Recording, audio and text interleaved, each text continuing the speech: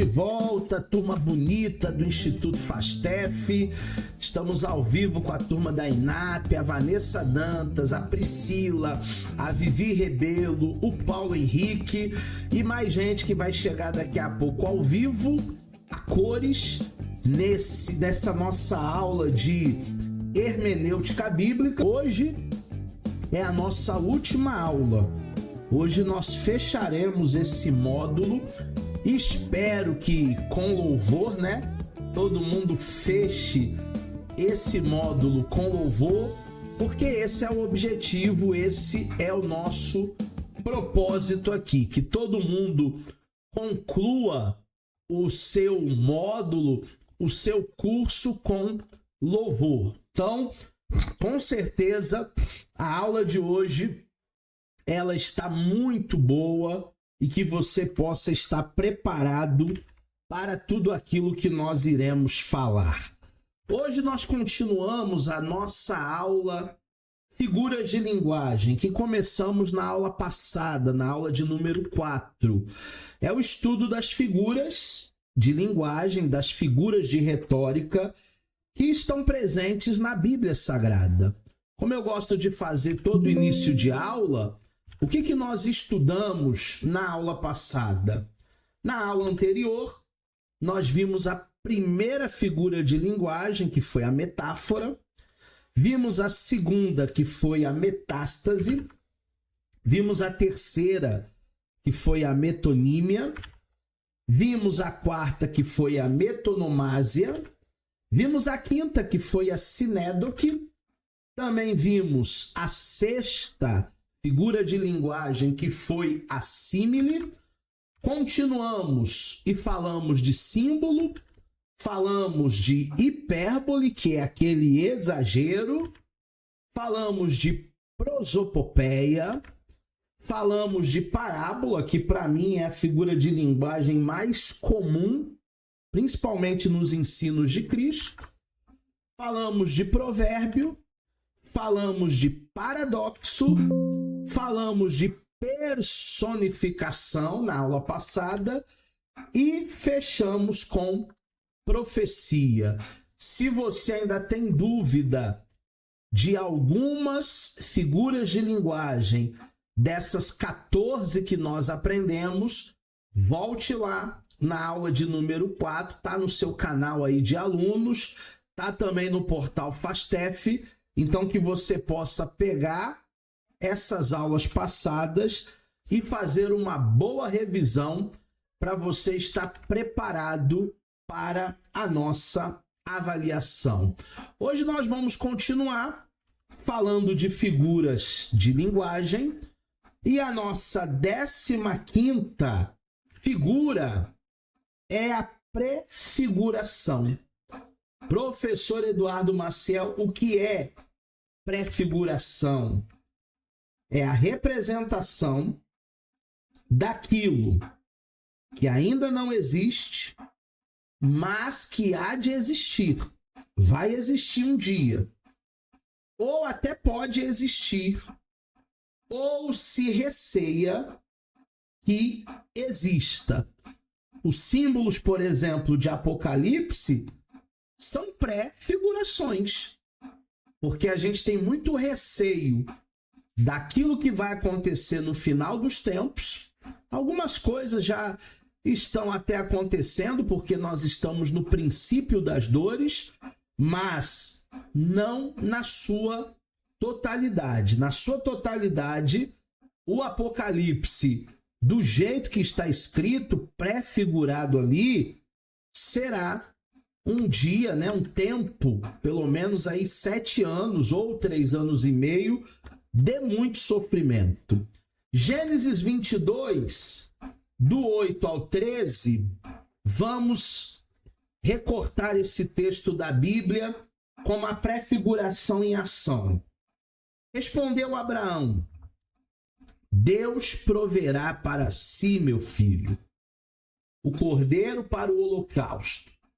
E seguiam ambos juntos, e chegaram ao lugar que Deus havia designado, e ali edificou Abraão um altar sobre ele dispôs a lenha, amarrou Isaque, seu filho, e o deitou no altar, em cima da lenha. E estendendo a mão, pegou o cutelo para imolar o seu filho, sacrificar o próprio filho. Mas do céu lhe brandou o anjo do Senhor, dizendo: Abraão, Abraão! E ele respondeu: Eis-me aqui. Então lhe disse: Não estenda a sua mão sobre o rapaz, não faça nada, pois agora sei que temes a Deus. Portanto, não me negaste o filho, o teu único filho. Tendo Abraão erguido os olhos, viu atrás de si um carneiro, preso pelos chifres, entre os arbustos. Tomou Abraão o carneiro e o ofereceu em holocausto no lugar de Isaque. Professor, onde está a prefiguração neste texto? Isaque. Isaque é a prefiguração de Jesus. Abraão é a prefiguração do Pai, que amou o mundo de tal maneira que entregou o seu unigênito para que todo aquele que nele crê não pereça, mas tenha vida eterna. Não é existência eterna, é vida.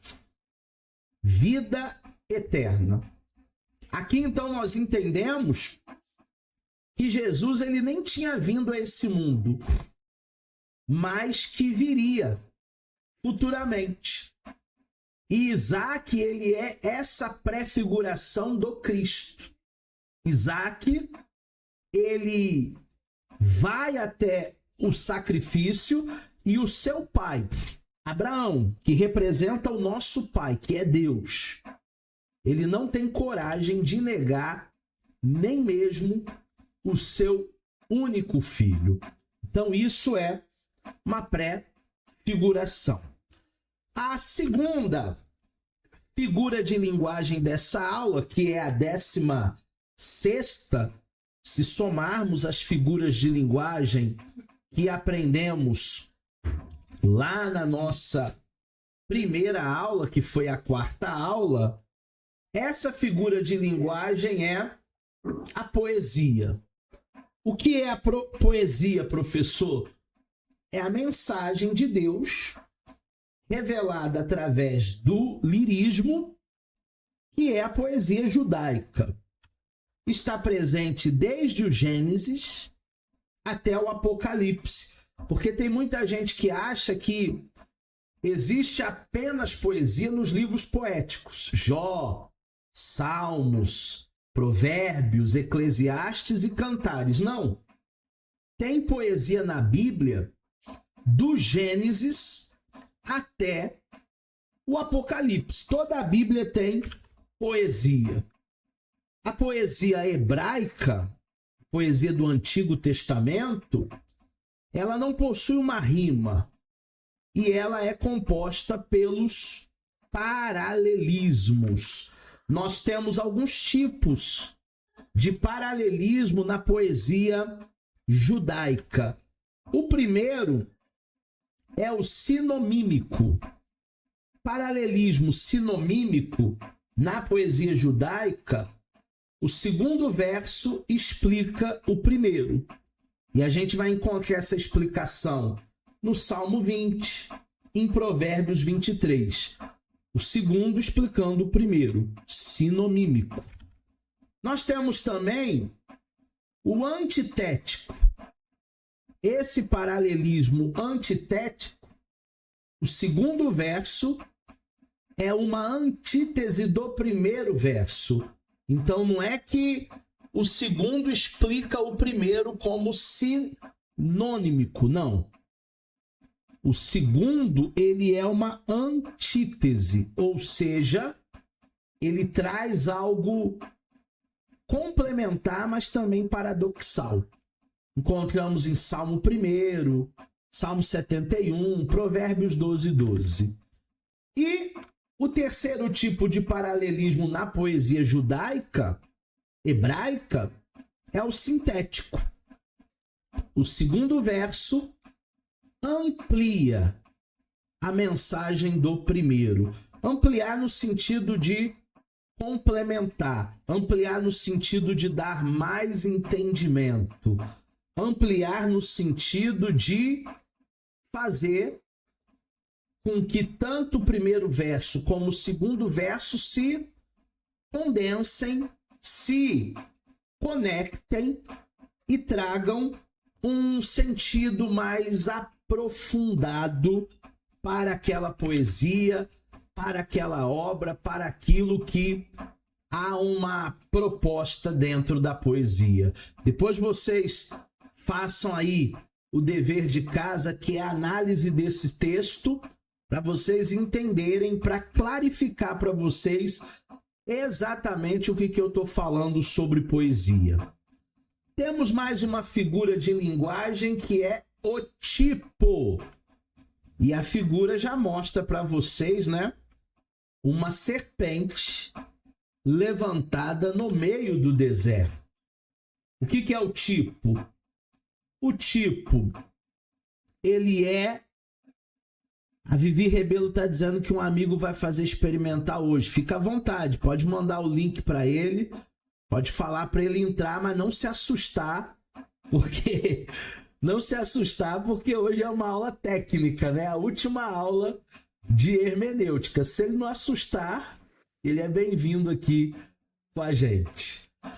O tipo, ele é uma classe de metáfora que não consiste meramente em palavras, mas em fatos, em pessoas, em objetos que designam fatos semelhantes, pessoas semelhantes, objetos no porvir.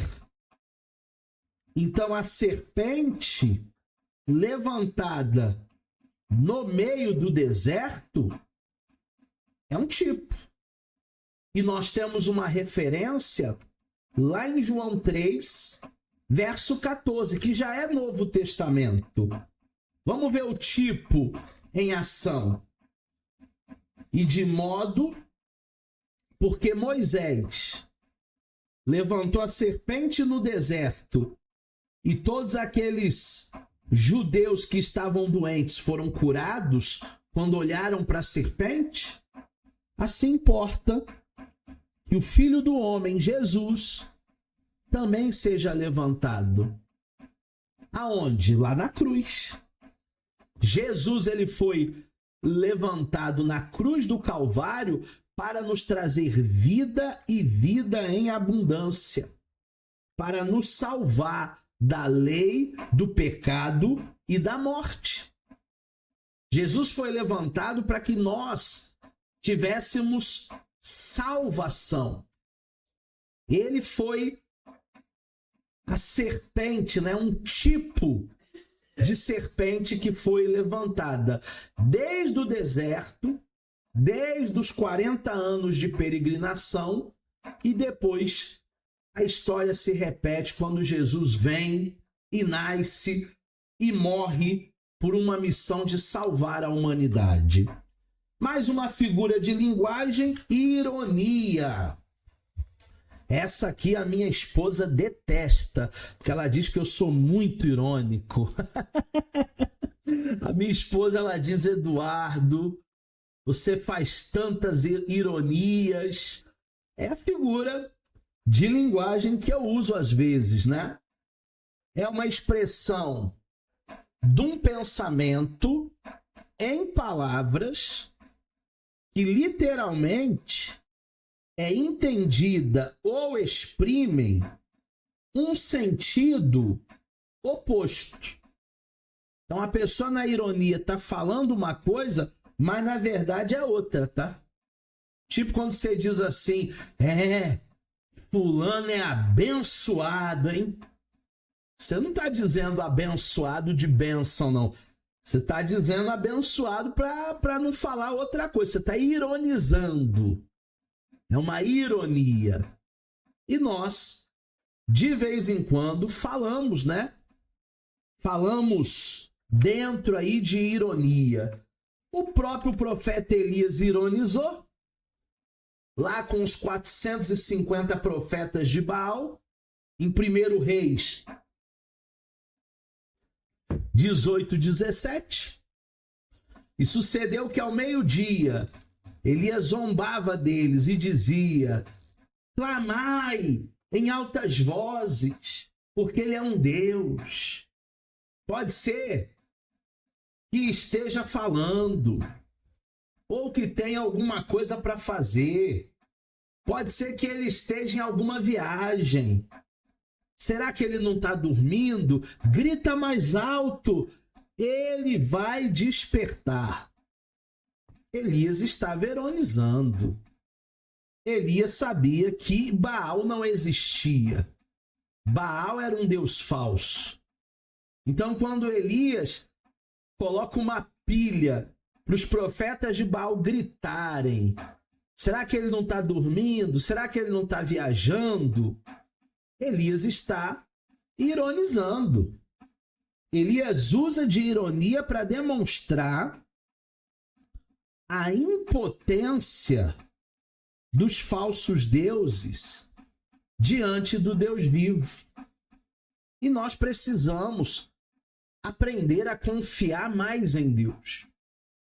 Por mais que as situações da vida, por mais que os infortúnios, por mais que muitas vezes aconteça algo no nosso cotidiano, no nosso dia a dia, que nós não estejamos esperando, poxa, professor, não estava no script. Poxa, eu não entendo por que aconteceu comigo, eu sou de Deus. Nós precisamos aprender a confiar mais em Deus.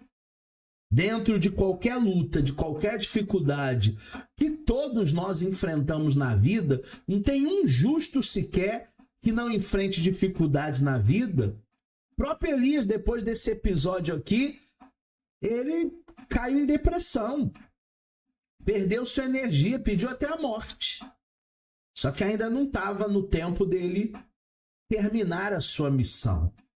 Mas grandes homens de Deus passam por dificuldades, passam por lutas, passam por infortúnios, e a gente precisa aprender a confiar mais e mais no Senhor. Outra figura de linguagem é o antropomorfismo. Ah, meu Deus do céu, como é que eu vou lembrar disso na prova? Professor, antropomorfismo. Que palavrão é esse? É a linguagem que atribui a Deus ações e faculdades humanas, ou até órgãos, ou até membros do corpo humano. Exemplo, a boca de Deus, os olhos do Senhor. Exemplo, seus pés, seu trono está no céu, seus pés aqui na terra. Tudo isso são antropomorfismo. Ué, então o senhor está dizendo que Deus não tem mão? Não, Deus é espírito. O senhor está dizendo que Deus não tem olhos? Não, Deus é espírito. O senhor está dizendo que Deus não tem braços fortes? Não tem pés? Não, Deus é espírito. Essa linguagem é um antropomorfismo. Mas por que então que está na Bíblia? Para que nós, com a nossa mente finita, o nosso entendimento reduzido, pudéssemos entender Deus Se não fosse através dessa linguagem, como entenderíamos a magnitude de Deus? Como entenderíamos a grandeza de Deus? É uma figura de linguagem para facilitar para nós. Quando falamos de boca, falamos de comunicação. Quando falamos de braço, de mãos, estamos falando de proteção, de aconchego, de acolhimento. Só que não é literal. A boca de Deus, as mãos de Deus, é uma figura de linguagem porque Deus é espírito. Exemplo, Salmo 74, 11.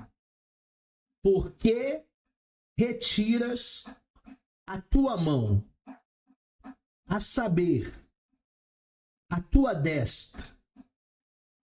Tira de dentro do teu seio. Deus tem mão? Não. Deus tem seio? Também não. É um antropomorfismo.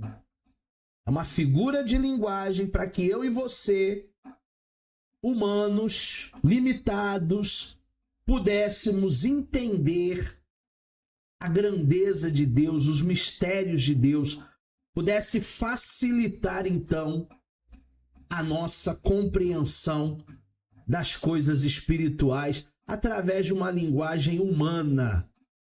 O objetivo da figura de linguagem é facilitar para nós.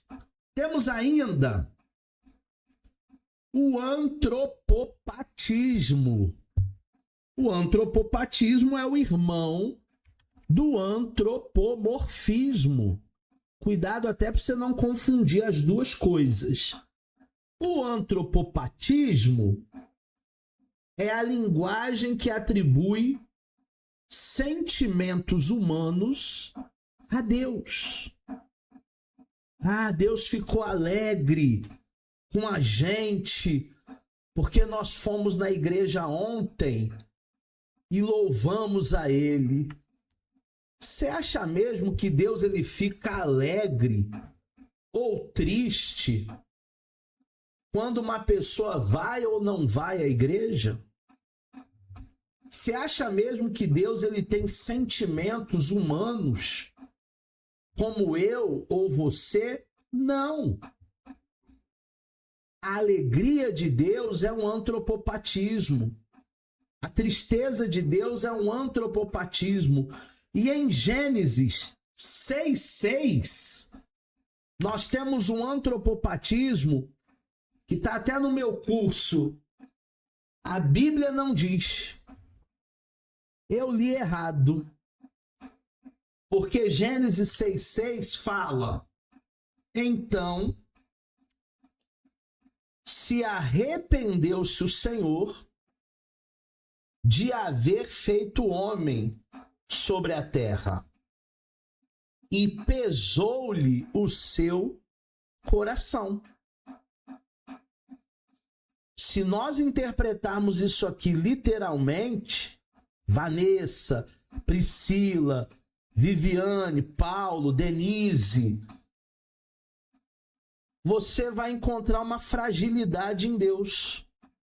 Ai, o coração de Deus está pesado.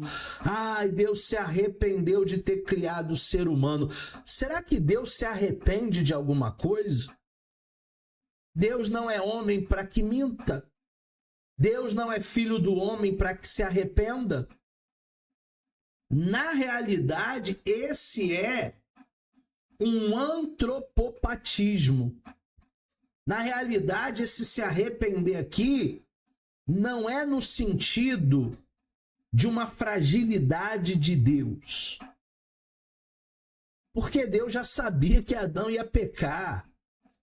Deus é onisciente. Deus é onipresente. Será que Deus foi pego de surpresa quando Adão e Eva comeram do fruto proibido? Oh, e agora? Quem poderá nos defender? Não!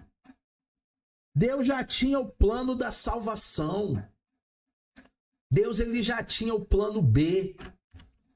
Então tem muita gente que acha que Deus ele se arrepende, que Deus ele fica com o coração pesado. Esses sentimentos são humanos. Deus é o Todo-Poderoso. Deus ele não tem a fragilidade, os pensamentos, as emoções, os sentimentos dos seres humanos. Só porque ele é Deus, tá? Temos uma outra figura de linguagem que é a alegoria. O que são alegorias? Exposição de um pensamento sobre a forma figurada. É a representação de uma coisa para dar ideia a uma outra coisa. As características de uma alegoria é uma sequência de metáforas, e nós vimos metáfora na aula passada, que representa uma coisa nas palavras e outra coisa no sentido. É uma narrativa em que as pessoas elas podem representar ideias ou princípios. Qual exemplo? João, capítulo 6, do verso 51 ao verso 65. Aonde a alegoria aqui é sobre Jesus. E Jesus é comparado a um pão. Jesus é o pão da vida. Lá naquela cruz ele foi amassado, como um pão é amassado. Lá naquela cruz ele foi humilhado. Lá naquela cruz ele foi assado, ele foi cozido.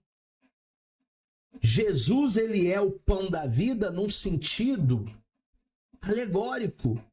Porque o pão ele é alimento universal. Em todos os lugares que você for no mundo tem um tipo de pão. Eu sou o pão vivo que desceu do céu. Se alguém comer deste pão, viverá para sempre. Esse pão é a minha carne, que eu darei pela vida do mundo.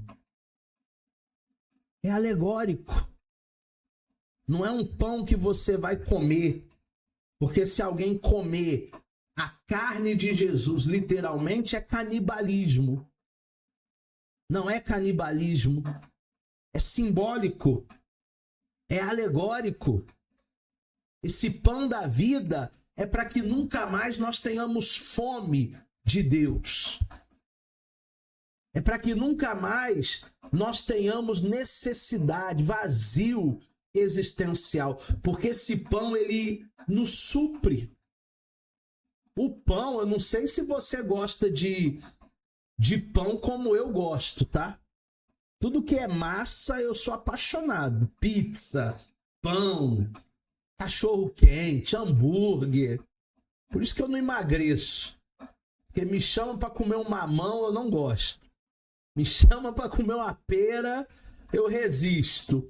Me chama para comer uma salada, eu digo que se salada emagrecesse, elefante seria magrinho. Porque elefante só come mato.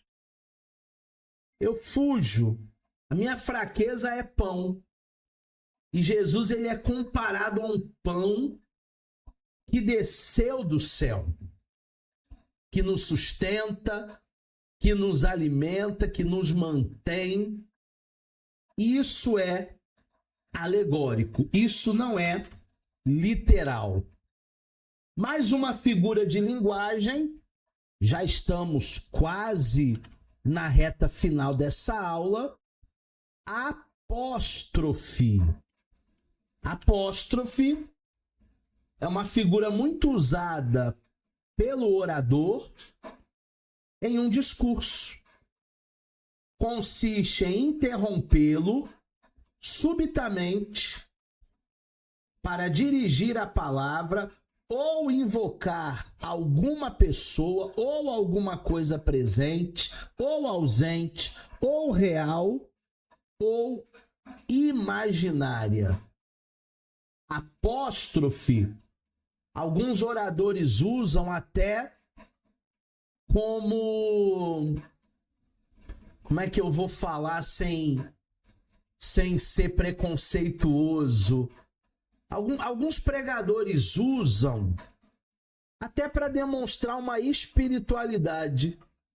Porque ele está falando, está pregando muito bem, aí no meio da pregação ele para, e aí ele diz assim: Jeová, isso eu não vou falar. Jeová, eu vou falar. Aí parece que Deus está falando com ele na hora da pregação e está tendo interferência, e ele fala ou não fala, e a igreja começa a glorificar e dar glória e dar aleluia. É uma espécie de apóstrofe. É uma espécie de querer demonstrar uma espiritualidade. Eu não estou aqui nem para julgar valor, se é ou se não é espiritual, se é ou se não é exibicionismo. Estou aqui para dizer que ele pausou o discurso porque Jeová está falando com ele uma coisa que ele precisa falar e que ele não quer falar, porque talvez alguém na igreja vai se ofender. Deuteronômio 32:1 tem uma apóstrofe. Escutem. Olha a pausa. Os céus e eu falarei. Ouça, ó terra, as palavras da minha boca. Antigamente, os verdadeiros profetas, quando eram usados por Deus, eu não estou falando dessa profetada que tem por aí, não. Falando de verdadeiros profetas. Antigamente, quando verdadeiros profetas eram tomados pelo dom da profecia, a igreja ficava em silêncio nesta apóstrofe. E realmente, aquilo que Deus falava através daquele profeta acontecia. Não eram profetas do óbvio. Eles não ficavam chovendo no molhado, não. Eles falavam verdadeiramente o que Deus mandava. Doa quem doer. Porque profeta não tem papa na língua. Profeta não é igual pastor que usa palavras mais doces, mais acolhedoras. Pastor que deita o azeite e o vinho sobre a ovelhinha que está ferida. Não, não. Profeta fala na lata. Doa a quem doer. Verdadeiros profetas não negociam a sua unção, a unção que Deus deu. Mais uma figura de linguagem, antítese. É uma inclusão na mesma frase, no mesmo versículo, na mesma sentença, de duas palavras, de dois pensamentos, que fazem contraste um com o outro. Então, nos evangelhos, a gente vai ter várias antíteses. Eu gosto muito da antítese de Mateus 13, 7, 13 e 14. Que fala da porta larga e que fala da porta estreita. Entrai pela porta estreita, porque larga é a porta, espaçoso o caminho que conduz para a perdição. E muitos são aqueles que entram por ele. A porta estreita é uma porta de renúncias. Porque estreita é a porta, apertado o caminho que leva à vida. E poucos há que a encontrem. Então aqui nós temos uma antítese de uma porta larga com um evangelho, com uma religião que não precisa renunciar absolutamente nada. Vinde como estais e fique como estais. É isso que está sendo pregado hoje. Infelizmente, eu estava na Compactor, fábrica de canetas, dando uma palestra semana passada. E aí um dos diretores da Compactor falou comigo: professor, antigamente as igrejas, o evangelho, eram um lugar de pessoas transformadas, de vidas transformadas. Hoje, a gente não tem visto transformação no meio gospel. O que está acontecendo? E eu disse para ele: é esse evangelho da porta larga. Vinde como estais e fique como estais nesta antítese. Apologia. Apologia pode ser a várias coisas, tá? Apologia à legalização do aborto, apologia à legalização da maconha, vários tipos de apologia. Na Bíblia, a apologia é a defesa dos princípios cristãos. Inclusive, quando você for para o bacharel, no bacharel você vai estudar apologética. Apologética é a defesa da fé, a defesa dos princípios cristãos. E em 2 Timóteo 3,16, nós temos o texto: toda a escritura é divinamente inspirada por Deus, proveitosa para ensinar, para repreender, para corrigir e para instruir em justiça. Lembra nas aulas anteriores que eu falei que a mensagem, no sentido gramatical, pode ser imperfeita, mas a palavra de Deus é perfeita? É isso.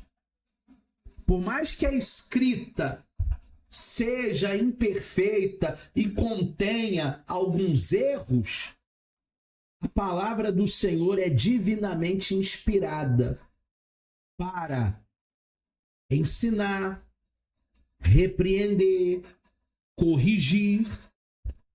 E alguém que vive a palavra não vai viver como o mundo aí fora vive.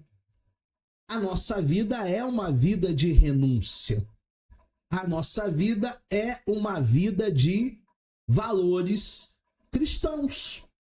Hoje eu fui fazer um exame de sangue e atrás de mim, esperando para fazer o exame de sangue, tinha um casal que, pelo papo, a menina era evangélica e o rapaz não era cristão, e começou a massacrar, falando que os crentes não vivem o que pregam, falando que pastor só quer dinheiro, falando um bocado de coisa, e a menina em todo o tempo fazendo ali a defesa da sua fé, dizendo para ele: você nunca entrou numa igreja, como é que você pode falar de uma coisa que você desconhece? Mas a maioria das pessoas fazem isso, tá? Elas falam de coisas da qual elas não sabem.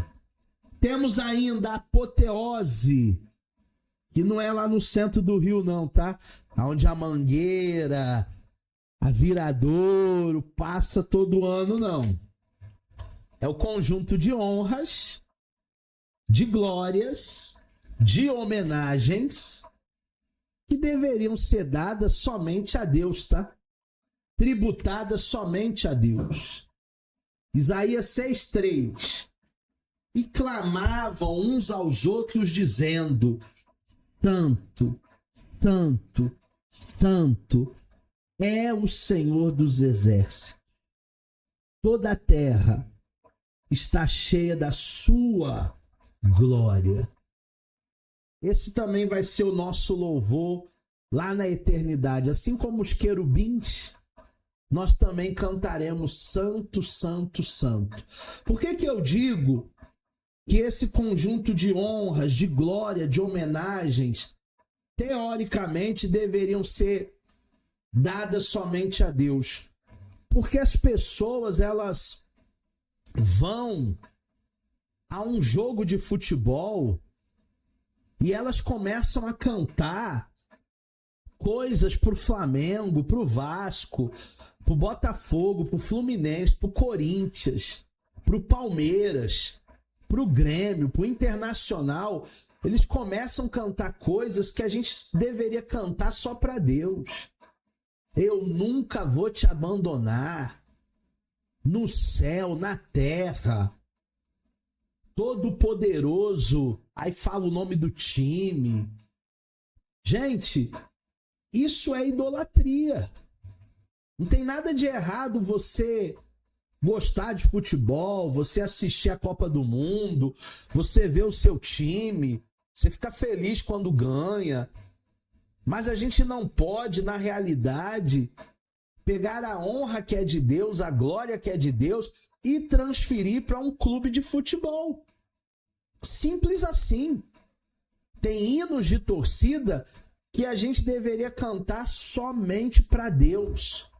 Existe um fanatismo na maioria das torcidas organizadas.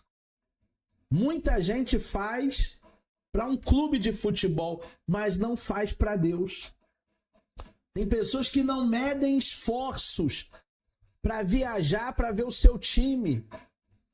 Mas se for para uma vigília, se for para uma consagração, se for para fazer um curso de teologia, ai, não posso. Ai, não tem dinheiro. Ai, tô atarefado. Então, tudo isso reflete o vazio que o homem tem do tamanho de Deus. Temos o enigma, outra figura de linguagem na Bíblia. O enigma é a enunciação de uma ideia, de uma linguagem difícil e absoluta. Aquilo que é difícil de decifrar, aquilo que é difícil de compreender. É um enigma. Na Bíblia nós temos Juízes 14:14. O Sansão, ele propôs um enigma. Do comedor saiu a comida, e do forte saiu a doçura. E em 3 dias não puderam decifrar esse enigma. Ai, professor, que linguagem difícil. Do comedor saiu a comida, do forte saiu a doçura. E eles ficaram 3 dias para resolver e não resolveram? Sim. Porque o enigma está falando do Senhor Jesus. Do comedor saiu a comida, o pão da vida que foi amassado lá naquela cruz. Do forte saiu a doçura, porque ele poderia ter orado e Deus enviado uma legião de anjos para lhe salvar da cruz. E ele foi para aquela cruz como uma ovelha muda. Ele foi para aquela cruz doce. E eles ficaram 3 dias para resolver e não resolveram. E Jesus, ele ficou 3 dias até a ressurreição. Então esse é o enigma. Jesus aparecendo no Antigo Testamento. Eufemismo.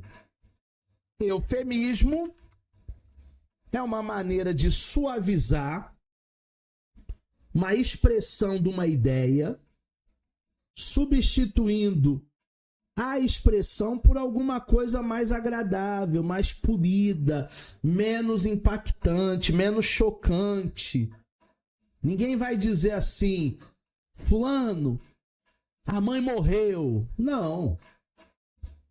Vai usar um eufemismo, né? Meu irmão, A mãe está nos braços do pai. Se for uma criança, né? A vovó virou uma estrelinha, está no céu. Isso é um eufemismo para algo tão pesado que é a morte. E aí nós temos em Atos 7,60 um eufemismo. E pondo-se de joelhos, clamou com grande voz, dizendo: Senhor, não lhe imputes esse pecado. É a oração do primeiro mártir da igreja. É a oração de Estevão. E tendo dito isso, depois de ser apedrejado, adormeceu. Só que ele não adormeceu para acordar amanhã de manhã. Ele adormeceu para nunca mais acordar. Porque aqui é um eufemismo, tá?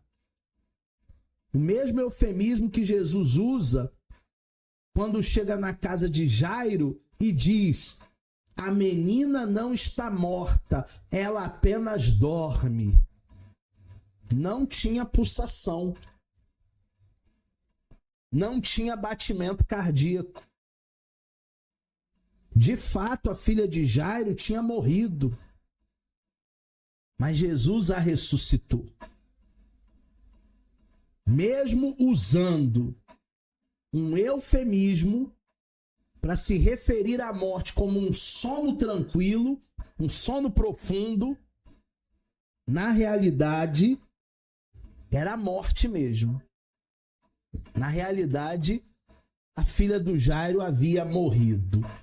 Mais uma figura de linguagem que temos na Bíblia. Fábula.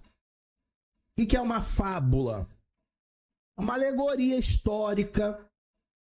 É uma narração breve. Não é uma parábola. É algo mais condensado.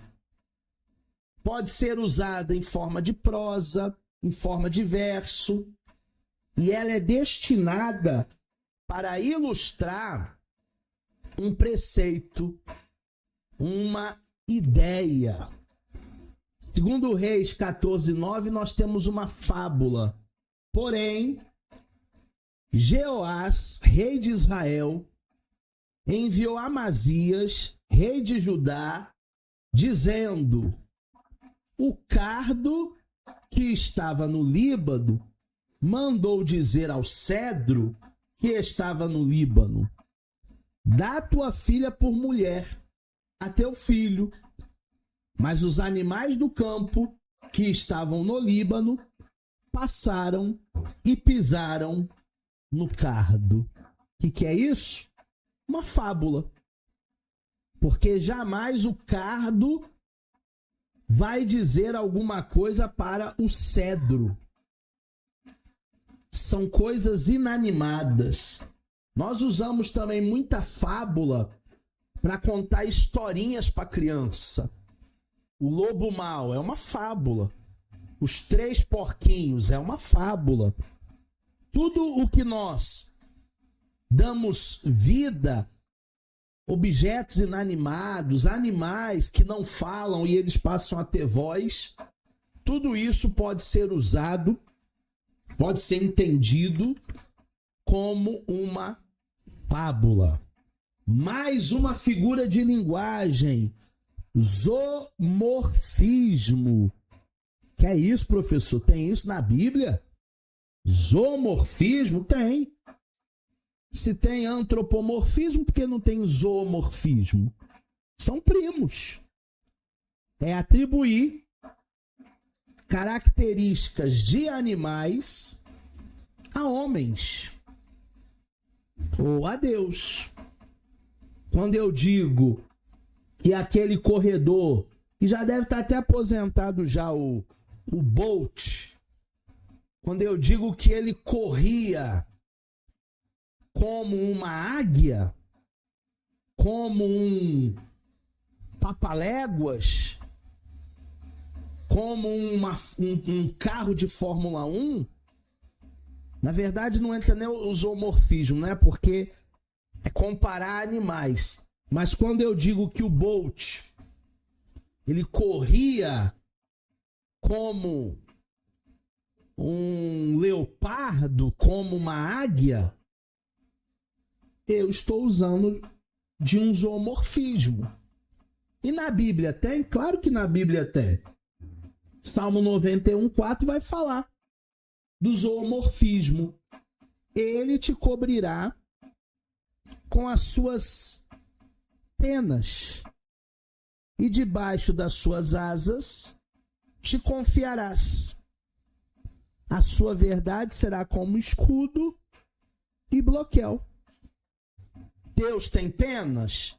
Não. Deus é espírito. Deus tem asas? Também não. Deus é espírito. Mas é uma linguagem para você entender que como a mamãe águia cuida dos seus filhotinhos debaixo das suas asas, assim Deus, ele cuida de cada um de nós. Assim nós estamos protegidos, guardados debaixo das asas de Deus. Então nós fechamos aqui a nossa última aula de hermenêutica e eu espero de verdade que você tenha aproveitado ao máximo essa disciplina. Nos encontraremos numa próxima oportunidade, se Deus assim permitir.